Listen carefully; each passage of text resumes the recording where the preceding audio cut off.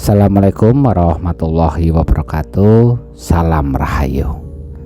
Jumpa lagi di channel kita, yaitu channel YouTube Kisah Para Leluhur Nusantara. Ya, kemarin kita dihebohkan oleh Mbak Rara yang menjadi pawang hujan di tengah-tengah hujan deras yang mengguyur acara MotoGP.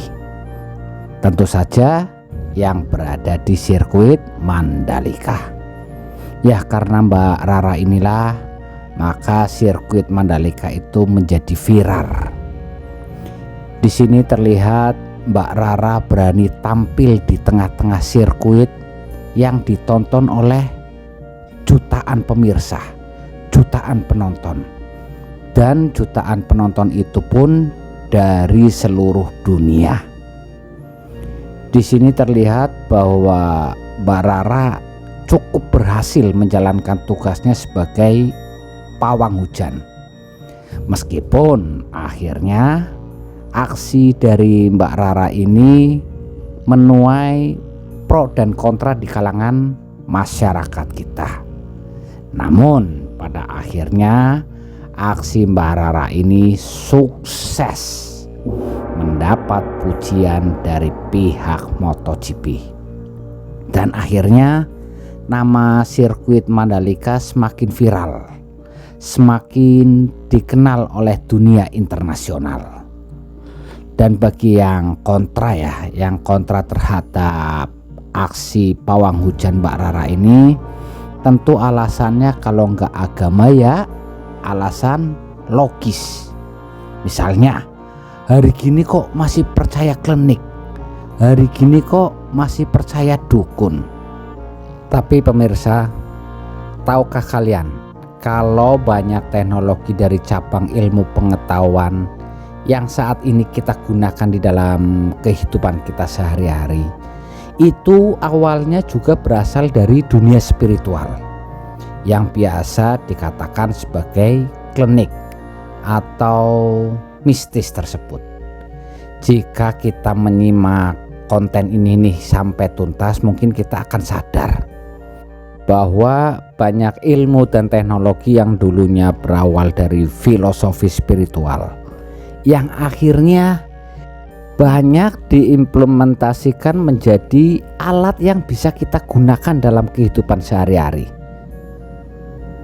Apa saja alat-alat tersebut? Ya, alat-alat tersebut merupakan jenis-jenis teknologi masa kini yang dulunya berawal dari hal-hal yang mistik, dari hal-hal yang klinik.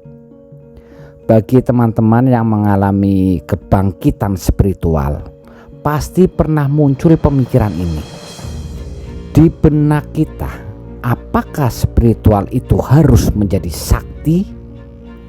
Apakah spiritual itu harus mengejar kesaktian? Ataukah spiritual itu cukup dengan kita mengasah rohani dan mendekatkan diri saja kepada Sang Pencipta? Tahukah kalau diri sejati kita ini sebenarnya jauh lebih powerful dibandingkan dengan kesaktian itu sendiri? Jadi saudara-saudaraku semua, sebenarnya apa yang dilakukan Mbak Rara dalam konteks ritual pawang hujan tersebut berkaitan dengan koneksi manusia dengan alam sekitar kita. Pada dasarnya, ritual kejawen banyak bertujuan untuk menghubungkan diri manusia dengan alam semesta. Filsafat kejawen dan Hindu Bali, manusia dan alam semesta adalah satu kesatuan dan saling terhubung. Apa yang dipikirkan manusia, apa yang dilakukan oleh manusia kepada alam semesta akan dipantulkan kembali kepada manusia itu sendiri. Atas dasar inilah, maka law of attraction atau hukum tarik-menarik bisa bekerja. Manusia berpikir, maka alam yang akan menangkap pikiran tersebut dan mengembalikannya kepada manusia dalam bentuk kenyataan. Jadi jika kita merujuk kepada penemuan Albert Einstein ya, saat ia memberi teori relativitas, sudah jauh beliau itu menerangkan bahwa semua yang ada di semesta ini adalah energi.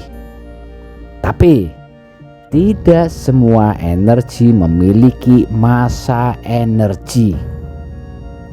Yang memiliki massa akan menjadi makhluk kasat mata atau materi seperti manusia, hewan, tumbuhan, gunung, lautan, dan masih banyak lagi. Tetapi di dunia ini juga ada energi yang tidak memiliki massa listrik, frekuensi, suara, gelombang, ya, radio, sinyal, telepon genggam, malaikat, dewa, dewi, setan, itu semua adalah contoh energi yang tidak memiliki massa karena ia memiliki bentuk. Sejak dulu, bahkan mungkin sejak zaman manusia purba, masih berburu dan mengumpulkan makanan, manusia telah menyadari bahwa segala bentuk kehidupan di semesta ini digerakkan oleh energi. Lautan bisa berombak karena digerakkan oleh energi. Hujan bisa turun karena digerakkan oleh energi. Matahari bisa bersinar karena dihidupkan oleh energi. Bulan bisa muncul di malam hari karena digerakkan oleh energi. Namun di zaman dulu manusia kerap menyebutkan energi ini sebagai sesuatu yang luhur, sesuatu yang menjadi perwujudan Tuhan untuk menggerakkan benda-benda di semesta. Lalu mereka menganalogikan sebagai dewa, sebagai dewi. Mengapa energi-energi penggerak benda-benda di semesta ini diceritakan di dalam bentuk dewa dan dewi? Karena dulu pendokumentasian atau penyebaran ilmu pengetahuan itu sulit, karena alat tulis masih serba minim. Bahkan dulu pengetahuan harus dipadatkan sedemikian rupa supaya dia itu cukup untuk ditulis di atas sebuah batu atau ditulis di dalam selembar daun. Dulu membaca dan menulis adalah hal yang masih langka, tentu saja akibat dari keterbatasan bahan.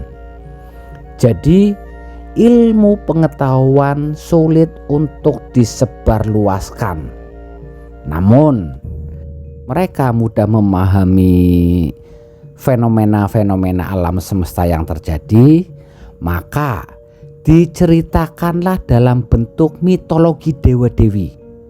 Karena hanya dengan cara inilah otak manusia bisa mengerti, dan manusia tidak lagi takut dengan alam.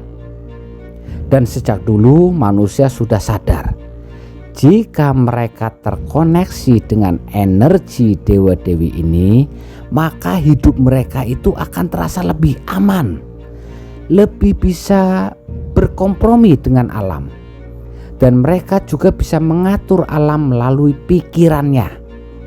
Nah, keterhubungan ini akan menjadi semakin kuat jika energi dari pikiran mereka dibarengi dengan ritual.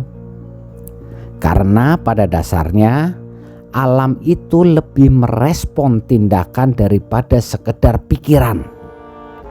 Jadi manusia melakukan ritual tertentu untuk bisa terhubung dengan alam, lalu meminta sesuatu pada energi di alam yang mereka sebut sebagai dewa dan dewi tersebut. Kemudian alam akan mengantarkannya kembali kepada manusia dalam bentuk kenyataan. Dengan prinsip inilah manusia modern akhirnya mengenal dengan istilah law of attraction melalui kekuatan pikiran dan sedikit ritual. Manusia bisa meminta kepada alam semesta apapun yang mereka pikirkan untuk menjadi kenyataan. Ya, kalau orang modern seperti saat ini mungkin melakukan ritual law of attraction-nya itu dengan cara mengucapkan afirmasi, scripting, mencetak gambar-gambar peristiwa atau gambar barang yang mereka ingin dapatkan, dan masih banyak lagi. Tetapi kalau orang zaman dulu, mereka melakukan ritual law of attraction itu dengan melakukan ritual sesaji yang mungkin dibarengi dengan pengucapan doa-doa ya, atau mungkin kalau orang kita biasa menyebutnya mantra. Tujuannya sama, caranya yang berbeda. Lalu bagaimana dengan yang dilakukan oleh para yang kita sebut sebagai pawang hujan? Pekerjaan pawang hujan biasanya dengan cara menggeser atau memecah awan hujan agar hujannya tidak jatuh di area yang diinginkan. Para pemirsa, saudara-saudaraku semua, bagi orang yang tingkatan spiritualnya atau kesadarannya itu sudah tinggi, tanpa ritual pun mereka sudah bisa menggeser atau memecah awan hujan itu. Tentu saja melalui pikirannya saja. Semakin tinggi kesadaran manusia, maka akan semakin kuat daya pikirnya terhadap alam, dan semakin cepat pula alam meresponnya. Namun tidak semua manusia memiliki kemampuan spiritual yang tinggi seperti ini. Karenanya sejak dulu ritual telah diajarkan agar energi pikiran yang dikeluarkan oleh manusia itu besar dan semakin tertangkap oleh alam semesta. Jika menurut orang-orang modern apa yang dilakukan oleh Mbak Rara itu merupakan klinik ya, dan tidak bisa masuk akal, seharusnya mereka juga tidak percaya pada law of attraction, karena law of reaction adalah produk peradaban modern, memiliki filosofi yang sama dengan spiritual kuno yang kita anggap sebagai klinik itu. Bahkan jika kita mau membuka pikiran sedikit saja, sebenarnya banyak teknologi zaman sekarang ini yang dulunya berasal dari filosofi spiritual kuno. Mungkin saudara-saudaraku sekalian tidak akan pernah menyangka teknologi yang pada zaman dahulu atau di zaman peradaban kuno, mulai dari peradaban Mesopotamia, Mesir, Persia, hingga ke peradaban Nusantara kuno, manusia mengirimkan pesan kepada orang yang jauh dengan menggunakan telepati. Telepati adalah teknik mengirimkan pesan kepada orang lain yang jauh, dan itu hanya melalui kekuatan pikiran saja. untuk bisa melakukan telepati, dulu itu manusia harus terbiasa dengan meditasi, terbiasa dengan berpikir tenang, terbiasa dengan hening, sampai dia akhirnya bisa menyadari frekuensi otaknya sendiri, dan akhirnya bisa mendeteksi frekuensi otak orang lain. Dalam keheningan tersebut, jika frekuensi otak pengirim pesan sudah sama dengan frekuensi otak si penerima, maka telepati pun dilakukan, pesan pun dikirim. Ya, dikirimkan dari pikiran lalu ditangkap oleh alam semesta.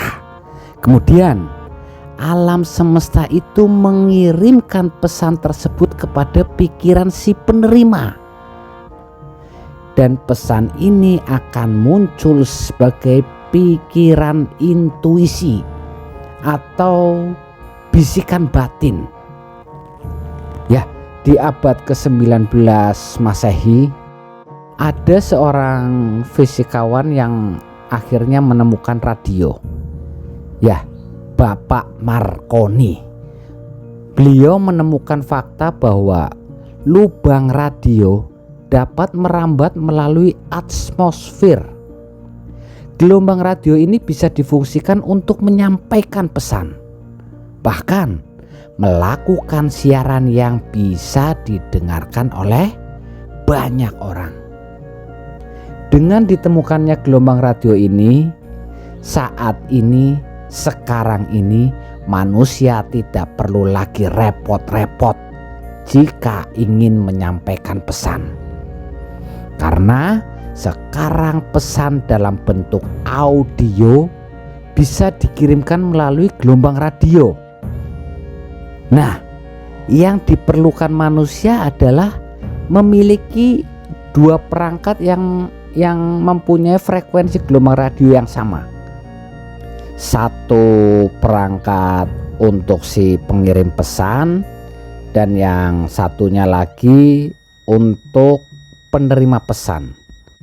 Jadi sebenarnya prinsipnya sama dengan orang-orang terdahulu yang menggunakan telepati tersebut.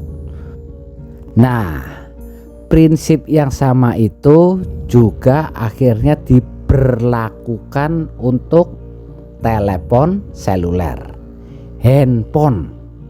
Ya, sinyal telepon itu, sinyal HP bisa dihantarkan melalui atmosfer.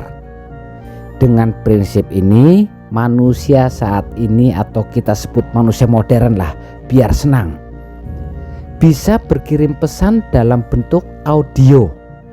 Bahkan bukan dalam bentuk audio saja, gambar pun bisa dikirim dengan mudah, real time lagi.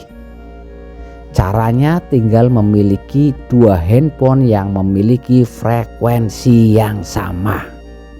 Nah, itu salah satu contoh teknologi modern saat ini pun mempunyai prinsip yang sama dari zaman dahulu kala.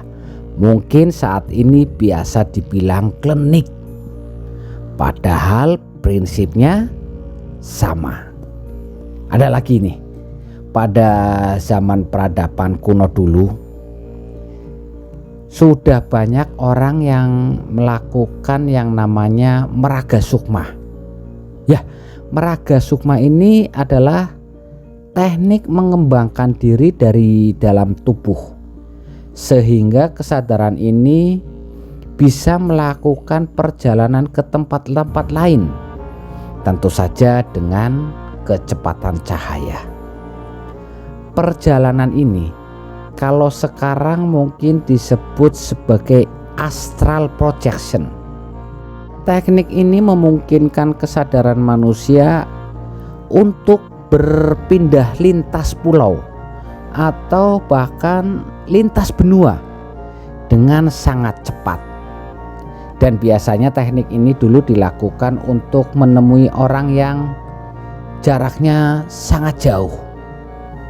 Jadi secara astral hasilnya memang real time, tapi mungkin penerimaan setiap orang bisa berbeda-beda.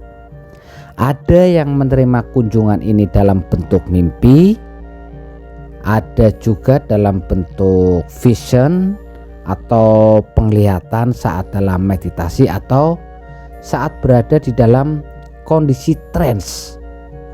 Namun untuk bisa melakukan meraga sukma ini adalah hal yang tidak mudah.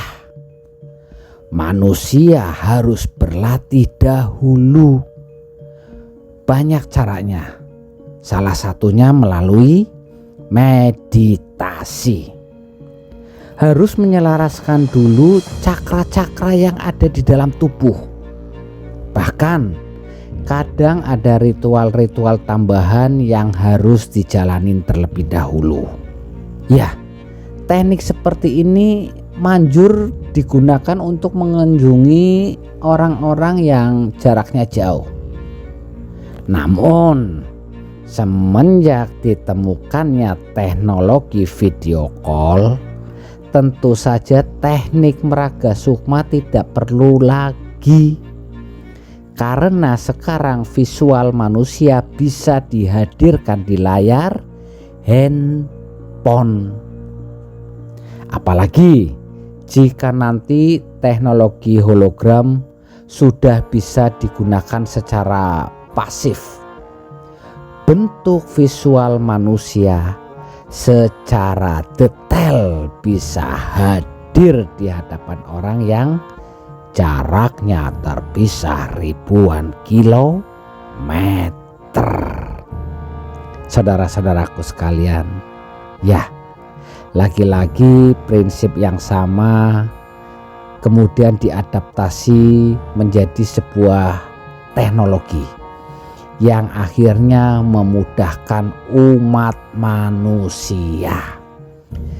Dan zaman dahulu kala akhirnya tersingkirkan dan disebut klinik.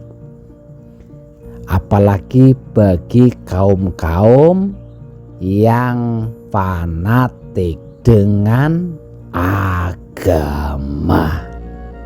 Saudara-saudaraku sekalian, kita harus menyadari bahwa orang-orang di peradaban kuno telah lama juga menyadari bahwa pikiran orang lain bisa dikendalikan dengan teknik-teknik tertentu.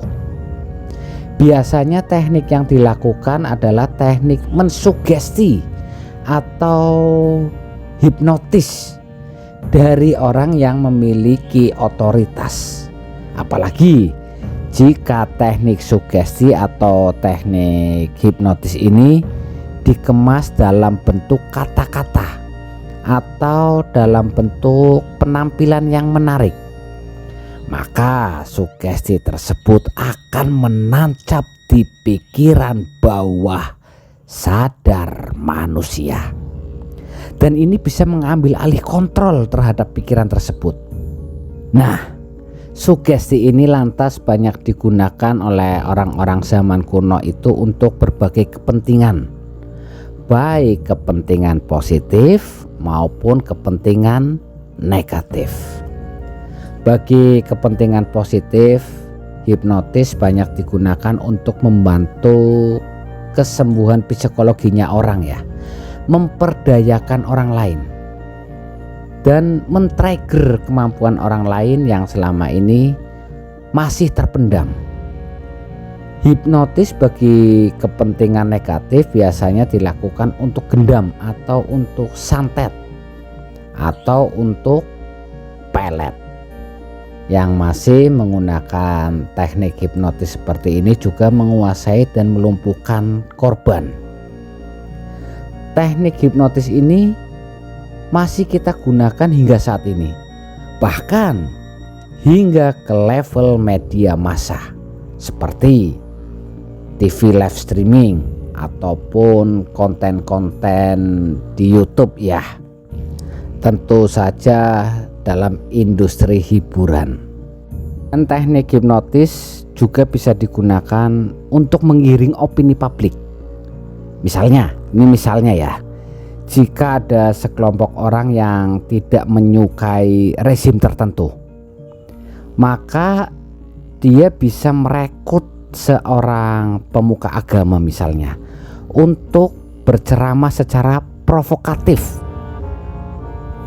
tentu saja sambil menggoreng isu sensitif soal sara, suku, agama, dan ras. Dan ceramahnya itu bernada provokatif.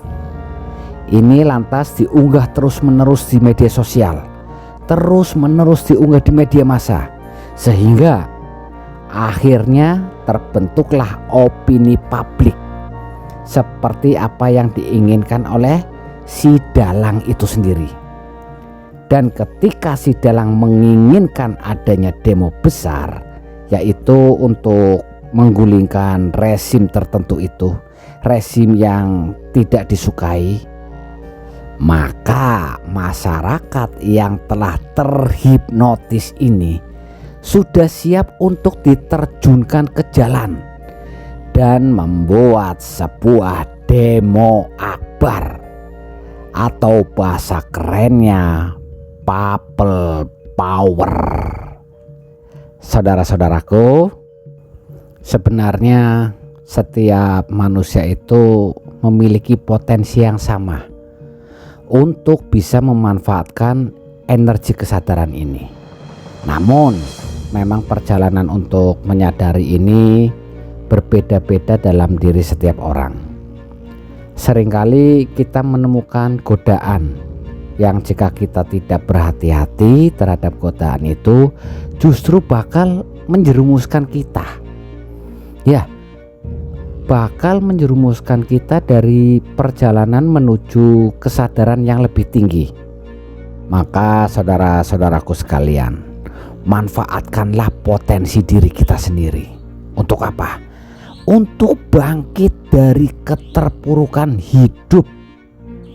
Kita harus bahagia, kita harus sukses, dan kita harus mampu meraih impian-impian kita dengan cara memanfaatkan potensi diri sejati kita tanpa perlu terjebak di dalam kesaktian yang ditawarkan di luar diri. Maka dari itulah saudara-saudara sekalian, mari kita bangkitkan jiwa spiritual kita. Kita kuatkan spiritual kita sehingga kita bisa bangkit dari keterpurukan. Itu aja. Semoga bisa bermanfaat untuk kita semua. Terima kasih. Wassalamualaikum warahmatullahi wabarakatuh. Salam Rahayu.